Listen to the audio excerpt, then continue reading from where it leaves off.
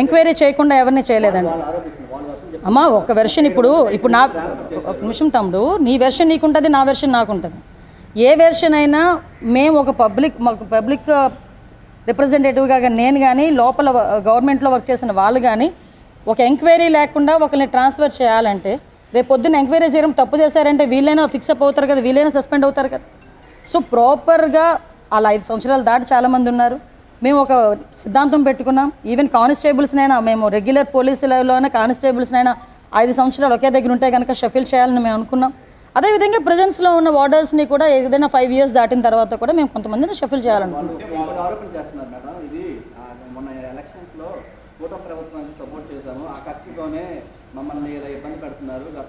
కూటమి ప్రభుత్వంలో సపోర్ట్ చేసిన వాళ్ళు ఓకే. నేను ఈరోజు కూటమి ప్రభుత్వం తాలూకా హోమ్ మినిస్టర్నే కదా, కూటమి ప్రభుత్వం తాలూకా సీఎంఏ కదా ఈరోజు ఉన్నారు, కూటమి ప్రభుత్వం తాలూకా డిప్యూటీ సీఎంఏ కదా ఈరోజు ఉన్నారు. నేను అది కాదండి, నేనేమంటున్నానండి, ఈరోజు మేము ఎవరిని సస్పెండ్ చేయలేదా, ట్రాన్స్ఫర్ చేశారు. ట్రాన్స్ఫర్ కూడా ఇప్పుడు కొంతమంది మన పరిస్థితి ఏంటంటే అదే చెప్తాను. యూనిఫామ్ సర్వీస్లో మనం ఉంటాం. యూనిఫామ్ సర్వీస్లో ఉండేటప్పుడు ఎప్పుడు కూడా ఈవెన్ ఒక గవర్నమెంట్ ఎంప్లాయీ బంద్ ఏర్పాటు చేశారండి. గవర్నమెంట్ ఎంప్లాయీ ఆఫీస్కి వచ్చి సంతకం పెడతాడా పెట్టడా? బందుల్లో కానీ ధర్నాల్లో కానీ గవర్నమెంట్ ఎంప్లాయీ అన్నవాడు ఎప్పుడు కూడా పార్టిసిపేట్ చేయకూడదు. ఇది rule. At the same time అంతకు మించి ఒక స్టెప్ ఫార్వర్డ్ అయితే యూనిఫామ్ జాబ్ చేసే వాళ్ళు ఎవరు కూడా ధర్నాలు అవి చేయకూడదు. ఆ రోజు జరిగిన సిచ్యువేషన్స్ వేరు. వాట్ ఎవర్ ఇట్ మేబీ ఇప్పుడు ఆ ఎపిసోడ్ అయితే క్లోజ్ అయింది. ఫర్దర్గా ఎక్కడ ఇబ్బందులు రాకుండా చూసుకోవడానికే ప్రతి ఇంచ్ టు ఇంచ్ ఈరోజు సెర్చ్ చేస్తున్నారు. అందులో భాగంగానే ఈరోజు కొన్ని ఇష్యూస్ కూడా బయటపడిన ఆ ఇష్యూస్ కూడా మీతో షేర్ చేశాను.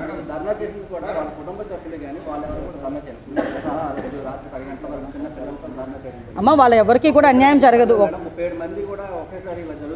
ఒకటి విషయం చెప్తున్నానమ్మా, ఎవరికి తప్పు చేయకుండా అన్యాయం జరగదు. తప్పు చేస్తే ఎవరిని ఉపేక్షించే పరిస్థితి లేదు. ఈరోజు కాకపోతే రేపు అయినా ఇన్ఫర్మేషన్ బయటకు వస్తుంది కదా. ఈరోజు సెల్ ఫోన్లు దొరికినాయి. చెప్పాను, ఒక ప్లాంట్ దొరికింది, లోపల ఒక మొక్క దొరికింది, గాంజా మొక్క దొరికింది. ఈరోజు కొన్ని సందర్భాల్లో మా ఎంక్వైరీలో మాకు కూడా కొన్ని ఇష్యూస్ బయటపడుతున్నాయి. ఆ ఇష్యూస్లో భాగంగా మా డిపార్ట్మెంట్ వరకు మా డిపార్ట్మెంట్ చేసుకునివ్వండి. ఎవరికి కూడా ఇబ్బంది లేదు, ఎవరిని కూడా సస్పెండ్ చేయలేదు, ఎవరి మీద పొట్ట కూడా కొట్టలేదు. ఈరోజు ఎంక్వైరీ ఇంకా కూలంకషంగా ఎంక్వైరీ జరుగుతుంది. నిజంగా ఎంక్వైరీలో ఎవరైనా కనుక ఇందులో ఇన్వాల్వ్ అయ్యారనుకుంటే కనుక డెఫినెట్గా వాళ్ళ మీద చర్యలు తీసుకుంటాం. ఉపేక్షించే పరిస్థితి లేదు.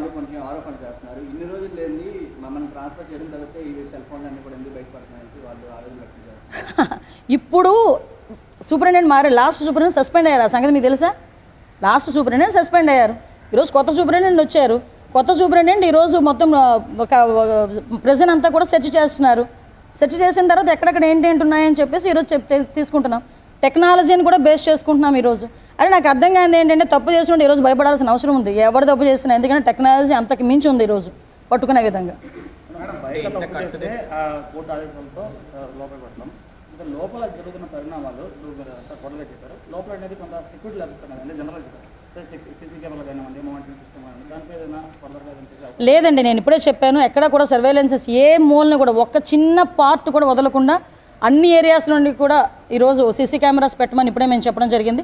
వితిన్ 10 daysలో మొత్తం మానిటరింగ్ అంత మాకు కమాండ్ కంట్రోల్ రూమ్లో, సూపరింటెండెంట్ రూమ్లో ఎవ్రీథింగ్ ఏ మూలన చూసినా కూడా ప్రెజెంట్ కనిపించేటట్టుగా మేము ఈరోజు సీసీ కెమెరాస్ పెట్టడానికి కూడా సిద్ధపడ్డాం. కొంతమందిని ఇక్కడ నుంచి రాజమండ్రికి షిఫ్ట్ చేయడానికి కూడా ఇప్పుడే ప్రపోజల్ కూడా వెళ్ళిందండి. ఇంచుమించు ఇక్కడ నుంచి ఒక 200 మంది లైఫర్స్ ఎవరైతే ఉన్నారో వాళ్ళని రాజమండ్రి షిఫ్ట్ చేస్తాం. సిబ్బంది కొరత ఉంది.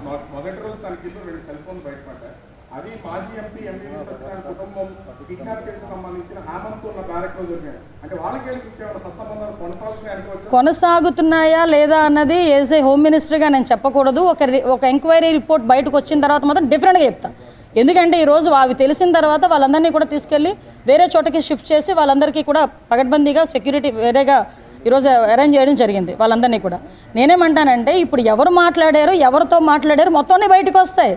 ఎందుకు కంగారు?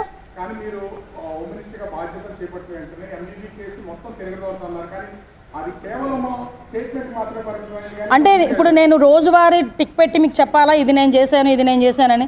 కొన్ని పోలీస్ డిపార్ట్మెంట్ కానీ గవర్నమెంట్ కానీ చేసే ఇన్వెస్టిగేషన్స్లో కానీ లేకపోతే మేము చేసుకునే ఎంక్వైరీలో కానీ ఒక గోప్యత అనేది అవసరం. ఎప్పుడు బయటకు వస్తుంది? అదంతా ఫ్లేర్ అప్ అయినప్పుడు బయటకు వస్తుంది. ఇప్పుడు మీరు చెప్పినట్టే నేను ప్రతిరోజు బయటకు వచ్చి నేను ఇది చేశాను అది చేశానంటే అవతల వాళ్ళు అలర్ట్ ఎవరా? ఇప్పుడు మాకున్న పరిధులు కూడా మాకుంటాయి, దయచేసి ఆ పరిధుల్లో కూడా మమ్మల్ని ఉండేవ్వండి. దానివల్ల అదే కదమ్మా ఇప్పుడు ఎంక్వైరీ చేస్తున్నాం. ఈరోజు సెక్యూరిటీ మేము దాయాలి అనుకుంటే సెల్ ఫోన్ దొరికిందని బయటికి మీకు ఎలా వస్తుంది చెప్పండి? మేము ఈరోజు బయట పెడుతున్నాం. ఇలా కొన్ని ల్యాప్సెస్ ఉన్నాయి, అది ఏ గవర్నమెంట్ ల్యాప్సెస్ అన్నది ఇప్పుడు మనం చెప్పుకున్నా కూడా వేస్ట్, అది అనవసరం, ప్రతి ఒక్కరికి తెలిసిందే. ఎందుకంటే లాస్ట్ 5 yearsలో కనీసం ఒకసారి ఎవరైనా వచ్చి ఇందులో వచ్చి చెక్ చేసుకోనో లేకపోతే ఎంక్వైరీ చేసుకోనో అదేమైనా జరిగిందా? నేను ఇది 6 నెలలు రెండోసారి నేను రావడం ఇక్కడ. సో నేనేమంటానంటే వాళ్ళ పూర్తి ఎంక్వైరీ జరుగుతుంది, లోపల ఎక్కడ ఎలా వెళ్ళింది మొత్తం అన్నీ బయటకు వస్తాయి. ఎందుకంటే టెక్నాలజీని తప్పించుకుని ఇప్పుడు ఎవడేం చేయలేడు. ఈరోజు సెల్ ఫోన్ అంటే ఈఎంఐ నెంబర్ ఉంటుంది, ఈఎంఐ నెంబర్ బేస్ చేసుకుని మీరు రోజు అందులో ఏ సిమ్ కార్డ్ వేసారు, ఏ నెంబర్స్ వచ్చినాయి అన్నది ఆల్రెడీ ట్రేస్ అయింది. ఆ నెంబర్స్ నుంచి ఏ నెంబర్కి వెళ్ళింది అన్నది చెప్పడం ఎంతసేపు 5 నిమిషాల పని మాకు. అవన్నీ కూడా మేము అందరినీ ఏదో ఒక రోజు కంపల్సరీ మీ ముందు నుంచి చెప్పండి సార్. చాలా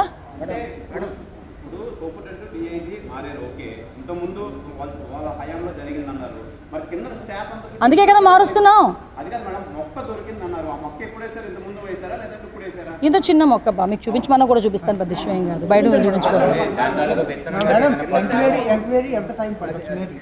ఎంక్వైరీకి పెద్ద టైం ఏం కాదండి, నాకు మహా అయితే ఒక 10 days 15 daysలో మాకు రిపోర్ట్ వస్తుంది. రిపోర్ట్ వచ్చిన తర్వాత డిపార్ట్మెంట్ వాళ్ళు కూడా చేస్తున్నారు, ఇప్పుడు మా డిపార్ట్మెంట్ వాళ్ళు కూడా చేస్తున్నారు ఎంక్వైరీ చాలా క్లియర్గా. ఎందుకంటే ఇది ఎవడు దాచేది కాదు, దీన్ని అలా కాదండి, దీన్ని దాచేది కాదు, దీన్ని ఎక్కడ కూడా మబ్బి పెట్టలేము, ఏదో మసిపూసి మారడికాయ కూడా చేయలేము, ఎందుకంటే టెక్నాలజీ పెరిగింది. అది సో ఏ మొబైల్ నుంచి ఏ నెంబర్కి వెళ్ళింది ఒకటి మాత్రం క్లియర్, ఇక్కడ లోపల నుంచి ఏ నెంబర్తో మాట్లాడినా కూడా వాడు కూడా శిక్షార్హుడే కదా.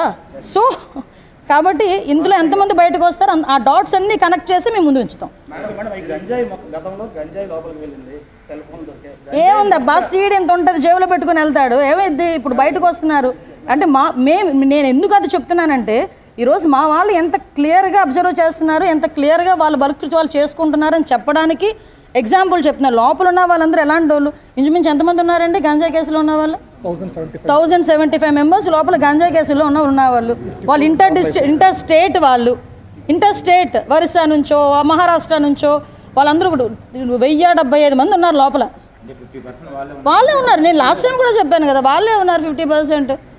సో ఆటోమేటిక్గా ఇప్పుడు విషయం ఏంటంటే లోపలికి ఎలా వెళ్ళింది అనే కన్నా మేము లోపల గ్రహించామా లేదా అన్నది ఈరోజు మాకు ఇప్పుడు లోపలికి వెళ్ళకుండా చూసుకుంటాం.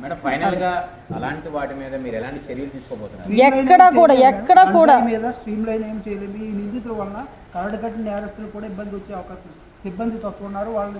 లేదు, కంపల్సరీగా సిబ్బందిని కూడా పెంచుతాము.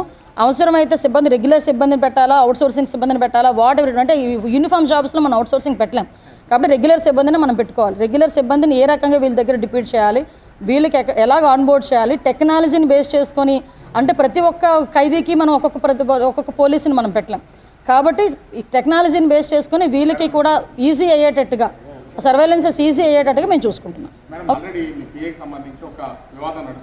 ఏం వివాదం చెప్పేస్తాను మాట్లాడేస్తాను, నేనే తీసాను, ఇంక దానికి పెద్ద వివాదం ఏముంది?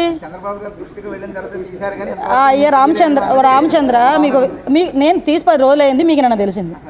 చంద్రబాబు నాయుడు గారికి నాకు ప్రైవేట్ పిఏ, నేను జీతం ఇచ్చుకుంటున్నా అబ్బాయి, ఓకే, విషయం తెలిసింది, తీసి పడేసాం.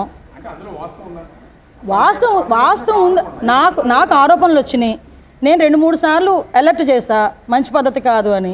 నేను ఒకటేనండి, గవర్నమెంట్కి కానీ తెలుగుదేశం పార్టీకి కానీ డ్యామేజ్ అవుతుంది అనుకుంటే నా సొంత పిల్లల్ని కూడా పక్కన పెట్టడానికి నేను సిద్ధంగా ఉంటాను.